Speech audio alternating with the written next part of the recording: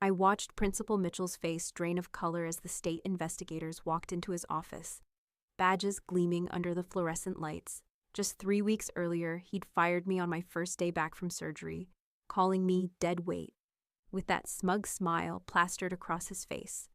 What he didn't know was that I'd already planted the seeds of his destruction. My name is Linda Foster, and at 58 years old, I thought I'd seen everything the education system could throw at me. 32 years of teaching at Riverside Elementary had given me thick skin, a dry sense of humor, and an unshakable belief that every child deserved better than what bureaucracy usually delivered. What I hadn't expected was learning just how much worse things could get when you're recovering from thyroid surgery and trusting the wrong person with your career. The morning I returned to work, my voice still scratchy from the procedure, I wrapped my favorite silk scarf around my neck to hide the surgical scar. It wasn't vanity. After 3 decades in elementary classrooms, you learn that kids notice everything, and the last thing I wanted was 25 third graders asking if someone tried to cut my head off. The irony wasn't lost on me later. I was worried about the wrong person trying to hurt me. Walking through those familiar hallways felt like coming home. Mrs. Rodriguez from the cafeteria waved from behind the lunch counter, and I could smell that particular combination of industrial floor cleaner and childhood dreams that every school seems to have. My classroom keys felt reassuring in my pocket. Room 15B had been mine for 8 years, and those desks arranged in small groups weren't just furniture. They were where magic happened daily. But here's what I should have noticed immediately. Principal Mitchell's secretary avoided eye contact when I signed in. James Mitchell had been our principal for 3 years. Young, ambitious, always talking about modernizing our approach and maximizing efficiency. At 45, he wore suits that cost more than most teachers made in a week, which seemed odd for someone working in public education. Then again, maybe I was just old-fashioned. Maybe principals were supposed to look like corporate executives now instead of educators who'd climb the ranks. The intercom crackled before I'd even reached my classroom. "Ms. Foster, please report to the main office." Not exactly the warm welcome back I'd hoped for, but administrative paperwork after medical leave was normal, right? Mitchell's office had changed since my surgery. Gone were the student artwork and class photos that used to cover his walls. Instead, he'd hung motivational posters about synergy and paradigm shifts, the kind of corporate nonsense that made veteran teachers roll their eyes. He gestured to the chair across from his desk, with the enthusiasm of someone about to discuss a root canal. "Linda, I'm glad you're feeling better." His tone suggested otherwise. "However, we need to discuss some changes that have occurred during your absence." Changes. In education, that word usually meant budget cuts disguised as innovation. "The district has decided to restructure our staffing model," he continued, shuffling papers that looked suspiciously like termination documents. "We're moving toward a younger, more dynamic teaching force, fresh perspectives, modern methodologies." My throat, already tender from surgery, felt like it was closing up entirely. "What exactly are you saying, James?" "We're letting you go, Linda, effective immediately." He didn't even pretend to look apologetic. "Consider it early retirement. The district is prepared to offer a modest severance package. 32 years of service, hundreds of students who'd learned to read in my classroom, parent conferences, school plays, science fairs, and endless nights grading papers. All dismissed with corporate buzzwords and a smug smile. Well, here's something about veteran teachers that administrators like Mitchell never seem to understand. We notice things. We keep records. We ask questions when lunch portions get smaller and federal funding applications don't match actual spending. And sometimes, when you fire the wrong person, you discover that experience isn't dead weight after all. But Mitchell was about to learn that lesson the hard way. The first thing I did after cleaning out my desk wasn't cry, wasn't call my husband, wasn't even stop by the parking lot to key Mitchell's shiny new BMW, though the thought did cross my mind. Instead, I went home and made coffee. Strong coffee. Then I sat at my kitchen table and started remembering things. Funny how the brain works when you're angry enough. Details you'd filed away as mildly concerning suddenly become crystal clear, like how the federal lunch program paperwork never quite matched what I saw in the cafeteria, or why Mitchell always handled vendor meetings personally instead of letting the business manager do her job. See, Here's what happens when you've been department head for 6 years before moving back to classroom teaching. You know where all the financial bodies are buried. You've seen the applications for federal funding. You know exactly how much money comes in for student lunches, special education programs, and technology grants. More importantly, you notice when those numbers don't add up to what students actually receive. Let me paint you a picture of what I'd been seeing over the past 2 years. The lunch portions getting smaller while the applications claimed we were feeding more kids better meals than ever. Students telling me they were still hungry after eating. Mrs. Rodriguez quietly mentioning that food deliveries seemed light, but the invoices looked normal. Makes you wonder, right? Then there were Mitchell's clothes. Public school principals don't typically wear $1,000 suits unless they've got income. Streams the rest of us don't know about. His car went from a decent Honda to a luxury BMW seemingly overnight. His office renovations, paid for by discretionary funds, cost more than most teachers' annual salaries. But the thing that really bothered me was the test score pressure. Mitchell had been pushing teachers to inflate standardized test results for months. Nothing obvious, just suggestions about creative interpretation of borderline scores. Hints that our federal funding depended on showing improvement. The kind of pressure that makes good teachers lose sleep and bad administrators sleep like babies. Well, guess what happens when you fire someone who's been keeping mental notes for 2 years? I spent the next week doing what teachers do best: research. Not the dramatic kind you see in movies where someone breaks into offices at midnight. Just methodical, careful documentation of things I already knew. Photos I'd taken months earlier when I was genuinely worried about student welfare. Email printouts I'd saved because something felt wrong. Federal applications I'd helped write that didn't match reality. The beautiful thing about being department head for 6 years is that you have legitimate copies of everything. Purchase orders, funding applications, budget reports. All perfectly legal for me to possess. All perfectly damning when you lay them out in chronological order and see the pattern. Here's where it gets interesting. Remember how Mitchell loved talking about modern efficiency and streamlined processes? Turns out his version of efficiency involves skimming about 30% off the federal lunch program funding. His streamlined process meant falsifying test scores to keep federal education grants flowing while providing substandard services. The math was actually pretty simple once I laid it all out. Federal government sends money for 400 student lunches daily. School purchases food for about 280 portions. Students get smaller servings. Administrators get bigger bank accounts. Classic embezzlement dressed up as administrative innovation. But wait, there's more. The technology grants were even better. Applications claiming we needed computers for disadvantaged students, which was true. Money arriving for top-tier equipment. Students receiving refurbished machines that barely functioned. The difference? Well, let's just say someone was living very comfortably on taxpayer dollars meant for 8-year-olds. Now you might wonder why I didn't just march into the police station immediately. Fair question. After 32 years in education, you learn that accusations against administrators require bulletproof evidence.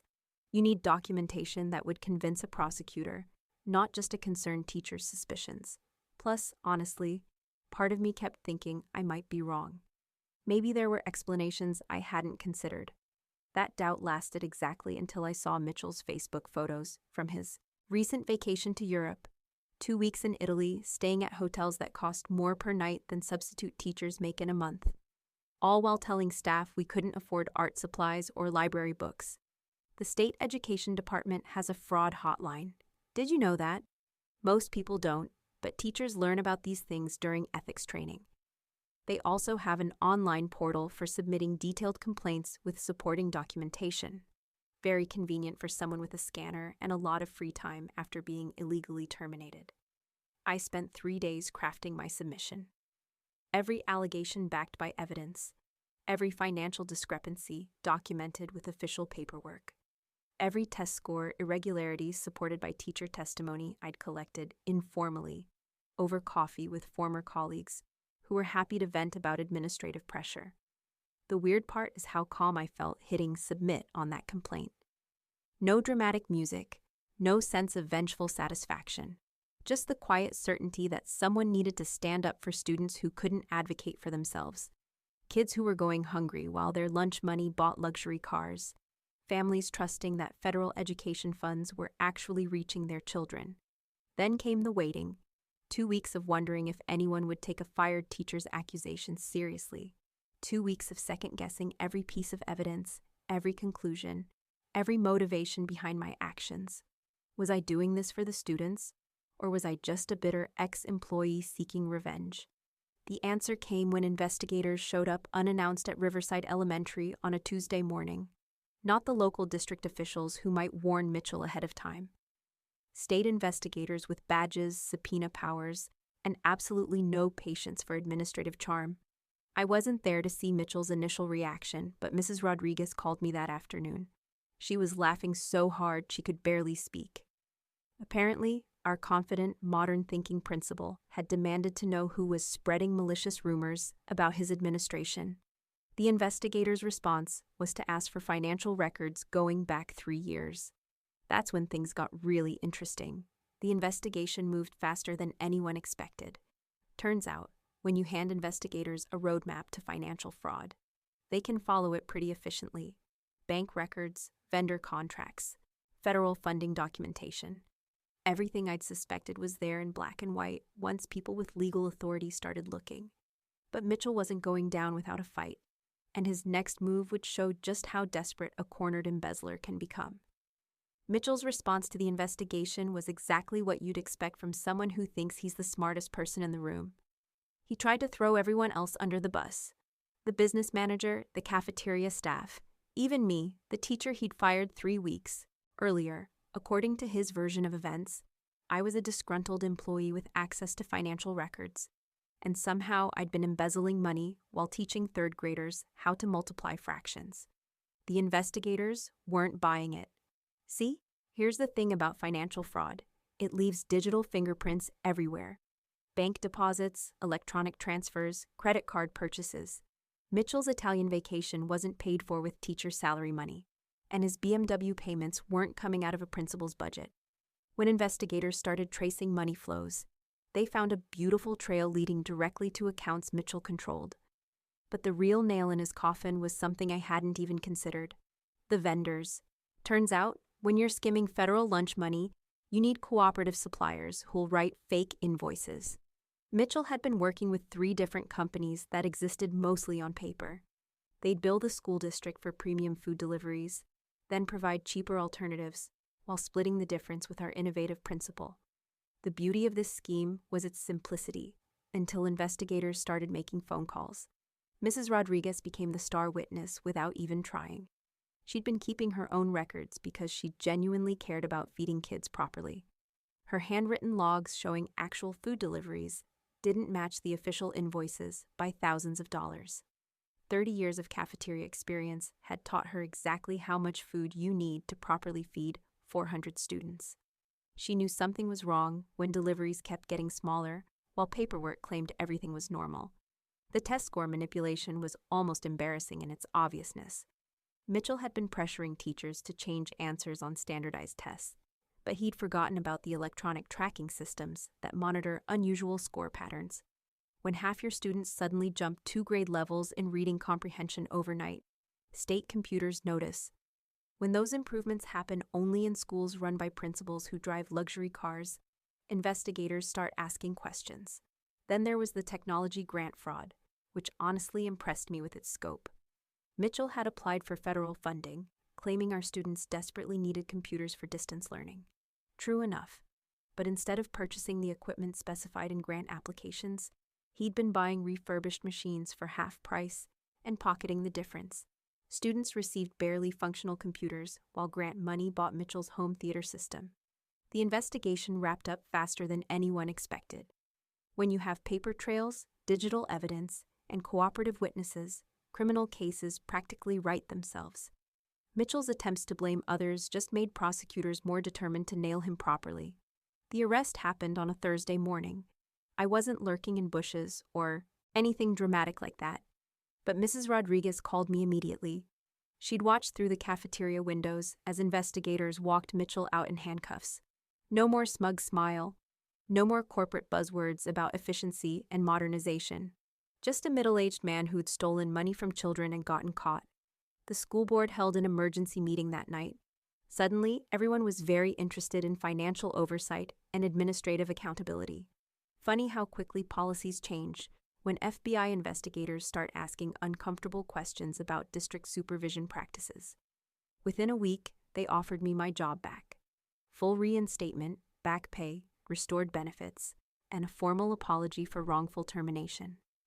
The new interim principal personally called to assure me that my experience and institutional knowledge were exactly what Riverside Elementary needed during this difficult transition. Mitchell ultimately pleaded guilty to embezzling over $300,000 from federal education programs, 3 years in federal prison, full restitution, and permanent disqualification from working in public education. The judge was particularly unimpressed with someone who'd stolen lunch money from elementary students. But here's what really mattered. The lunch program got fully funded again. Students received proper meals, and teachers could focus on education instead of administrative corruption. Sometimes being called dead weight is exactly the motivation you need to clean house. So here I am, 6 months later, standing in the doorway of room 15B again. The same industrial floor cleaner smell. The same childhood dreams floating in the air, but everything else has changed. The lunch line moves differently now. Kids actually get full portions. Mrs. Rodriguez practically glows when she talks about the fresh vegetables and real meat they can afford again. Turns out, when you're not funding someone's European vacation, federal lunch money goes pretty far. The computers work too. Amazing what happens when grant money buys actual equipment instead of home entertainment systems. My third graders can finally access educational websites without machines crashing every 10 minutes. Did I take the job back? You bet I did. Not because I needed vindication or wanted to prove a point. I came back because 32 years of experience shouldn't be wasted, and these kids deserved someone who'd fight for them when administrators got greedy again. The new principal, Mrs. Chen, actually taught for 20 years before moving into administration. Wild concept, right? She knows what classroom supplies cost because she's bought them with her own money. She understands why teachers get frustrated when promises don't match budgets. Revolutionary thinking in modern education. Mitchell's replacement happened fast. The school board suddenly discovered that hiring principals with actual teaching experience was more important than finding corporate-minded innovators. Funny how FBI investigations clarify priorities like that. 3 years in federal prison gave Mitchell plenty of time to think about efficiency and modernization. The judge made it clear that stealing from children's lunch programs wasn't the kind of innovation our education system needed. I doubt he'll be writing any more motivational memos about paradigm shifts. But here's the real ending to this story. Last week, Maria Gonzalez stopped by my classroom. She was one of my students 8 years ago, now graduated from high school and heading to college. Full scholarship. She wanted to thank me for teaching her that standing up for what's right matters more than keeping quiet to avoid trouble. That conversation reminded me why I became a teacher in the first place. Not to process federal funding applications or navigate administrative politics, but to show kids that learning changes everything. That asking questions is more important than accepting convenient answers. That experience and institutional knowledge aren't dead weight. They're exactly what protects communities from people who think they're smarter than the system. Sometimes getting fired is the best thing that can happen to your career, especially when it leads to cleaning up corruption that was hurting the kids you swore to protect. Mitchell learned that lesson the hard way. I learned it just right.